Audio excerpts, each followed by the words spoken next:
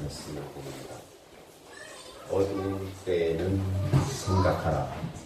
어두운 때에는 생각하라. 하는 제목으로 같이 말씀을 나눕니다.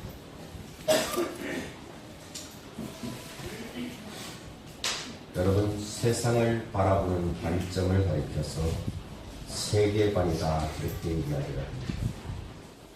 세상을 어떻게 바라보느냐에 따라서 인생을 살아가는 관점을 세 가지로 나눌 수가 있습니다.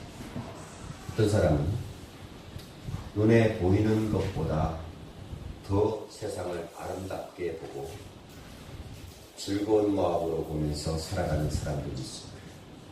그런 사람들을 우리는 낭만주의자 또는 이상주의자라고 부릅니다.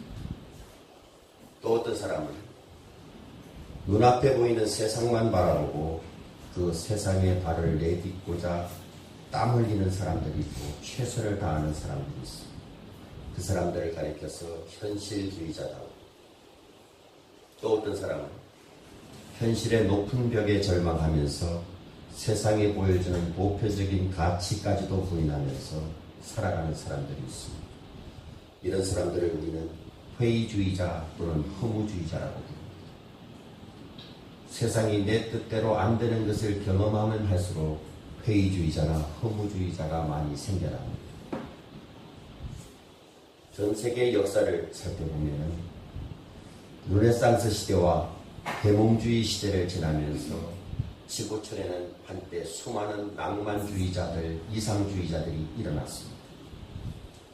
인간이 만든 과학의 발달로 인해서 그들은 생각하기에 머지않아 이 땅에 유토피아가 지상낙원이 이루어질 것이다 라는 것을 기대하면서 살았습니다.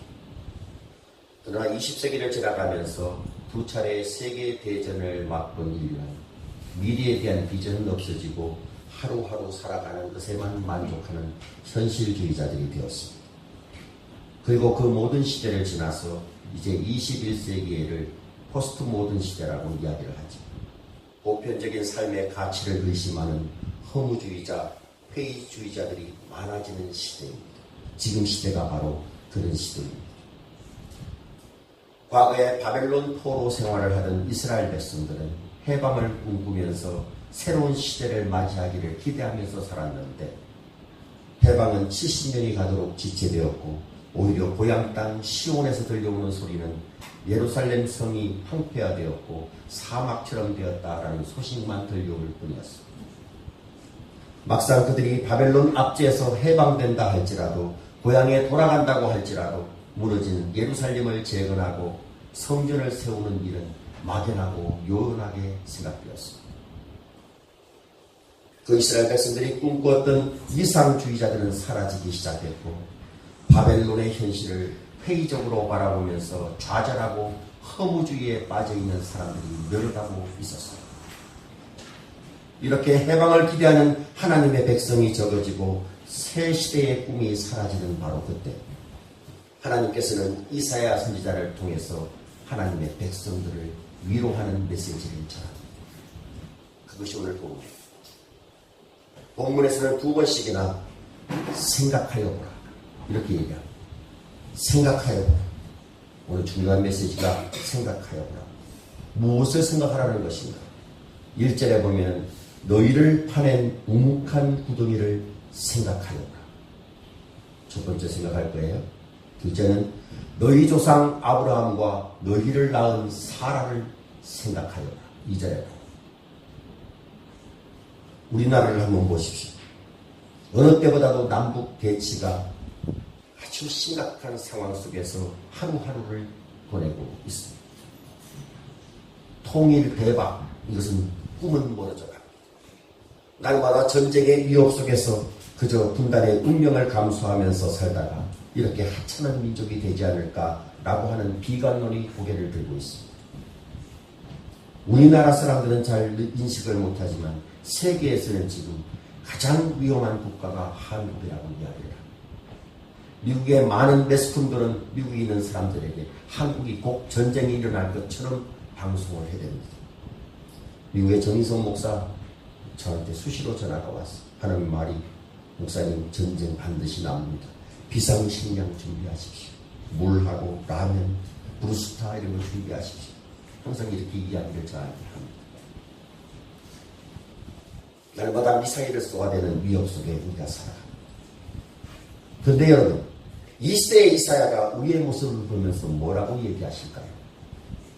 아마도 그것은 우리에게 이렇게 말할 것입니다. 너희들 한 번 더 생각하여 보라. 한번 생각하여 보라 라고 이야기할 것입니다. 옛날 6.25 전쟁이 발발한 지 8년, 그리고 남북이 분단이 된 것이 고착화된 지 5년, 그때 전쟁에 대한 반성도 없고 여전히 이념 논쟁과 당파 싸움만 계속하던 그때, 모든 정치권은 갈갈이 찢어지고 서로에 대한 비방만 하는 그때, 우리나라의 정신적 지주였던 함석헌 선생은 1958년 8월 달에 지성인의 잡지 사상계에서 이런 민족의 혼을 깨우는 글을 기고했습니다. 그 글의 제목은 저도 읽어봤지만 여러분 한번 보십시오. 그 책은 생각하는 백성이라야 산다. 생각하는 백성이라야 산다. 이거는 이렇게 시작됩니다. 나라를 온통 들어 잿더미, 시체더미로 만들었던 6.25 싸움이 일어난 지 8돌이 되도 우리는 그 뜻을 깨닫지 못하고 있다. 역사의 뜻을 깨닫는 국민이라면 이러고 있을 리가 없다. 역사적 사건이 깨달음으로 되는 순간 그것은 지혜가 되고 힘이 되는 법이다. 뜻 있으면 있다. 뜻 없으면 없다. 뜻이 있으며 있으면 뜻이다. 하나님은 뜻이다. 모든 것의 밑에 뜻이요 모든 것의 끝에 뜻이다. 뜻 품으면 사람, 뜻 없으면 사람이 아니다. 뜻 깨달으면 영, 못 깨달으면 흑. 전쟁을 치르고도 뜻을 모르면 개요 돼지다. 영원히 멍에를 메고 맷돌질하는 당나귀다. 이렇게 이야기를 합니다. 함석헌 선생은 우리 민족에게 생각하는 백성이 좀 되어라 라는 것을 촉구하고 있습니다. 생각 좀 하고 살아라 라고 이야기를 합니다. 이것은 이사야 선지자가 당시 바벨론 포로에 있었던 이스라엘 백성들에게 지금 외치는 그 목소리와 맥락을 같이 합니다. 새로운 미래를 창조하기 위해서는 생각하는 백성이 되어야 되는데 그 중에 특별히 두 가지를 생각해야 된다고 이야기를 합니다. 여러분, 혹시 여러분 가운데 어려움 속에 계신 분 있습니까? 내 삶이 바벨론 포로 같은 삶 속에서 하루하루 생활하는 분 계십니까? 질병 때문에 어둡고 내 자신의 신앙이 나태해지는 그런 경우가 있는 분 계십니까? 한번 오늘의 메시지 생각하여 보라. 귀를 기울여 보시기를 바랍니다. 좌절과 호모의 역사 앞에서 주의 백성들이 다시 일어나기 위해서는 주의 백성들이 생각해야 될 두 가지가 있습니다. 꼭 기억하십시오. 이 두 가지가 무엇입니까? 첫째, 과거에 받았던 믿음의 축복을 생각해야 됩니다. 여러분, 이사야 선지자는 믿음의 조상인 아브라함과 사라를 먼저 생각하라 라고 이야기를 합니다. 이 말은 믿음의 뿌리를 생각해보라는 것입니다. 아브라함과 사라는 이스라엘 민족에게 믿음의 아버지요 믿음의 어머니였습니다. 그들의 존재는 반석입니다. 그리고 모태 같은 구름이었습니다. 이사야 51장 1절 말씀을 여러분들이 한번 읽어보실래요? 1절 시작. 우리를 받으며 여호와를 찾아 구하는 너희는 내게 들을지어다. 너희를 떠는 반석과 너희를 파낸 우묵한 구더기를 생각하여 보라. 반석은 아브라함을 가리키고 우묵한 구덩이는 사라를 가리킵니다. 여러분, 여호수아서를 보게 되면은 아브라함의 가문은 본래 우상을 숭배하던 집안이었다는 것을 알려주고 있습니다. 여호수아서 24장 2절 3절 말씀을 얼른 찾으십시오. 여호수아서 24장 2절 3절 저 앞쪽으로 가야 되죠. 24장 356쪽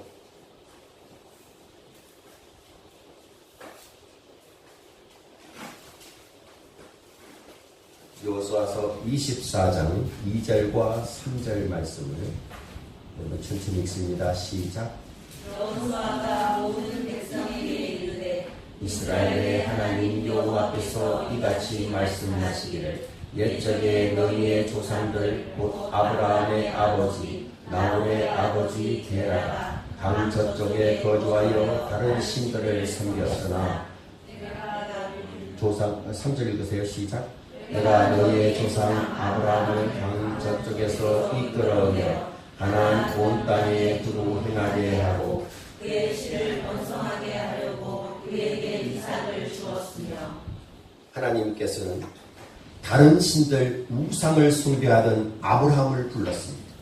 그리고 약속의 땅으로 가게 하셨습니다. 그 하나님 때문에 오늘의 우리가 하나님을 따르게 되었고 의를 따르게 되었고 여호와를 찾아 구하는 민족이 되었다는 것입니다. 51장 2절에 보면 또 이렇게 말씀합니다. 너희의 조상 아브라함과 너희를 낳은 사라를 생각하여 보라. 아브라함이 혼자 있을 때 내가 그를 부르고 그에게 복을 주어 창성하게 하였느니라. 아브라함이 갈대아 우르를 떠날 때 그는 혼자였습니다. 그러나 아브라함이 하나님의 부르심에 믿음으로 순종하고 떠나자마자 아브라함의 후손들은 하늘의 별처럼 바닷가의 모래알처럼 수많은 백성들의 조상이 되었다는 것입니다.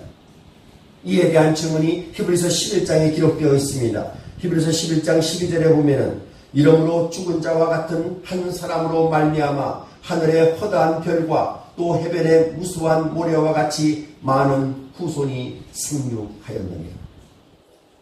처음 아브라함이 부르심을 받았을 때 아브라함의 처지는 죽은 자와 같았습니다. 삶에 의미가 없었습니다.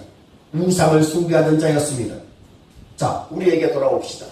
우리가 하나님을 몰랐을 때, 하나님을 알지 못하고 세상의 공중 권세 잡은 자들을 쫓아다녔을 때 우리의 처지는 어땠습니까? 죽은 자와 같았습니다. 삶의 의미도 몰랐고 아무런 희망도 없었습니다. 아브라함도 자기 조상 그 아버지와 할아버지처럼 우상을 섬기면서 하루하루 고단한 삶을 이어가는 희망이 없었던 사람이었습니다. 근데 하나님께서 아브라함에게 고향 갈대아 우르를 떠나서 하나님께서 예비하신 땅으로 가라라고 명령했을 때 아브라함은 믿음으로 부르심에 순종합니다. 그 결과 위대한 믿음의 조상이 되었고 민족의 조상이 되었다는 것입니다. 아브라함의 아내 사라는 어떻습니까? 임신할 수 있는 기간을 지나서 더 이상 자손을 생산하지 못한 나이까지 왔는데 죽은 여인처럼 희망이 없었던 그때 전능하신 하나님에게 능치 못할 일이 있겠느냐라고 하신 그 말씀을 듣고 믿었습니다. 그 순간의 경험을 히브리서 11장은 이렇게 증언합니다. 히브리서 11장 11절에 믿음으로 사라 자신도 나이가 많아 단산하였으나 잉태할 수 있는 힘을 얻었으니 이는 약속하신 이를 믿으신 줄 알았습니다.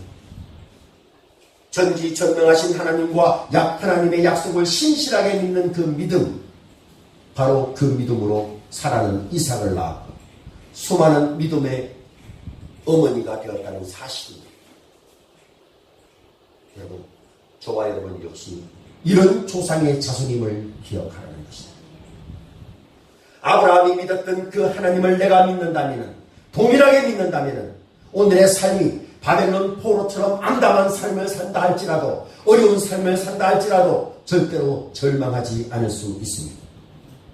우리의 자손, 우리의 조상이 믿었던 그 동일한 믿음으로 오늘의 수치스러운 과거를 땅에 파묻고 그리고 그 땅을 떠날 수 있습니다. 아브라함처럼 과감하게 갈대아우를 떠날 수 있습니다. 하나님을 향해서 과거에 남겨진 믿음의 유산은 그것을 제대로 생각하고 붙들 수만 있다면 오늘의 새로운 에너지가 될 수 있다는 사실을 믿으십시오. 힘드십니까? 어려운 일이 있습니까? 믿음의 뿌리를 생각하십시오. 우리가 아브라함의 후손인 것을 생각하고 내가 예수를 믿기 전에 하나님께서 나에게 은혜를 베푸사 나로 하여금 하나님의 자녀 삼아주신 그 은혜를 다시 한번 생각하라는 것입니다. 우리나라가 국권을 잃어버리고 일제의 식민지 작업이 한창이었던 1910년 한일 합방이 체결되었죠. 강제로 체결되었습니다. 그것이 1910년입니다. 근데 1910년에 같은 해 똑같은 사건이, 위대한 사건이 일어났다는 사실 아십니까? 바로 3년 전 1907년에 평양 대부흥 사건이 일어납니다. 온 교회가 부흥에 들떴습니다. 그때 우리나라의 믿는 자의 수가 20만이 안 됐습니다. 근데 한일 합방되던 그 해, 3년 후에 전국에 모인 종교 지도자들이 선언을 합니다. 내가 하나님 앞에 선언합니다. 우리나라가 100만 구역운동을 위해서 선언합니다. 100만 명을 전도하겠습니다. 그때 바로 그 날을 기념해서 오늘날 1000만 성도가 되었다는 사실을 기억하십시오. 우리의 믿음의 유산을 잊지 말아야 됩니다. 민족의 생명이 꺼져가는 그때 하나님께서 주신 믿음의 은혜를 다시 한번 생각해 보라는 것입니다. 과거를 잊지 않은 민족에게만 미래가 주어집니다. 과거의 은혜를 잊지 않는다면 오늘의 축복을 누릴 수가 있다는 사실을 기억하십시오. 첫 번째, 생각하여 보라. 자, 두 번째 무엇을 생각해야 됩니까? 미래에 있을 회복의 축복을 생각해야 됩니다. 하나님께서는 이사야 선지자를 통해서 이렇게 말씀하십니다. 자, 51장 3절 말씀을 여러분 읽으십시오. 51장 3절 천천히 시작. 나 여호와가 시온의 모든 황폐한 곳들을 위로하여 그 사각을 에덴 같게 그 광야를 여호와의 동산 같게 하였나니 그 가운데에 기뻐함과 즐거움과 감사함과 찬양하는 소리가 있으리라. 이 대목을 유진 피터슨의 메시지 성경에서는 이렇게 번역을 했습니다.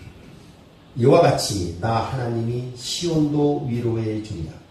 그 폐허들을 어루만져 줄 것이다. 죽은 땅을 에덴으로, 황무지를 하나님의 동산으로 변화시킬 것이다. 열매와 웃음 가득한 곳, 감사와 찬양이 가득한 곳으로 바꾸어 놓을 것이다. 여러분, 이것이 시온에게 주어진 미래의 회복의 약속이자 바로 우리에게 주어지는 미래의 회복의 약속입니다. 그렇다면 여러분, 우리에게 중요한 것은 무엇입니까? 이런 미래 지향적인 비전을 가슴에 품고 꿈을 꿔야 됩니다. 이 시대가 어두울수록, 현실이 암담할수록, 여러분 형편이 어려울수록 비전이 필요합니다. 꿈이 필요합니다. 아직은 내 삶이 바벨론 포로 같은 삶을 살지라도 꿈과 비전이 있으면 됩니다. 여러분 가운데 삶이 어렵고 앞이 잘 보이지 않는 힘든 상황에 있을지라도 꿈과 비전만 있으면 절대로 절망할 필요가 없습니다. 꿈을 꾸십시오. 반드시 이렇게 될 것이다. 하나님이 이렇게 만들어 놓을 것이다. 내 가정을, 내 삶을 에덴 동산처럼 만들어 놓을 것이다. 라고 믿으십시오. 디즈니랜드와 디즈니 월드를 만든 월트 디즈니 얘기를 잠시 합니다. 이 월트 디즈니는 젊었을 때 너무너무 가난하고 힘들었습니다. 시카고에 지저분한 창고를 임대해서 거기서 궁핍한 생활을 했습니다. 얼마나 지저분했겠어요. 어느 날 생쥐 한 마리가 허물어진 벽 틈 사이에 고개를 싹 내밀었습니다. 두루누워 있다 그 모습을 이렇게 보고 엄청 귀여웠습니다. 생쥐 보고 이리 와라 라고 얘기해. 생쥐가 오겠습니까? 그래서 빵 조각을 몇 조각 던져줬습니다. 조심조심 와서 그 빵을 먹는 모습이 귀여웠습니다. 어두운 창고에서 갇혀 사는 생쥐나 내 모습이나 똑같다고 생각을 했습니다. 정이 들었습니다. 생쥐에게 별명, 이름을 지어줬는데 몰피마라는 이름을 지어주고 친구처럼 지냈습니다. 계속해서 빵 부수기를 나눠주면서 살았습니다.